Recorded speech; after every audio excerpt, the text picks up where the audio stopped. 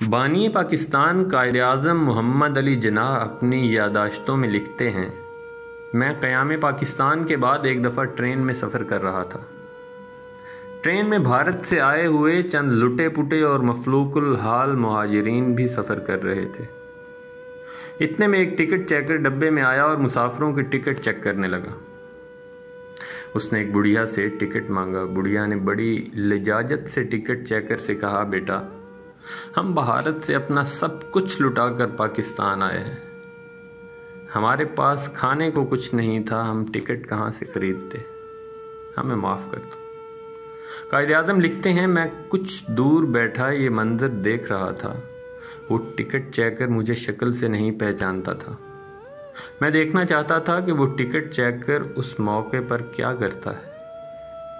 बुढ़िया की बात सुनकर टिकट चेकर की आंखों में आंसू आ गए। वो बोला, अम्मा, मैं जानता हूँ कि तुम सच कह रही हो, मगर तुम ही बताओ, टिकट नहीं कटेगा तो रेल कैसे चलेगी?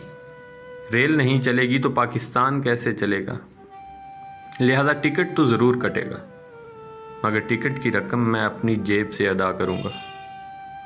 कायद-ए-आज़म के अल्फाज हैं, मैं तहरीक पाकिस्तान के ऐसे मुखलिस और गुमनाम सिपाहियों को सलाम पेश करता हूँ।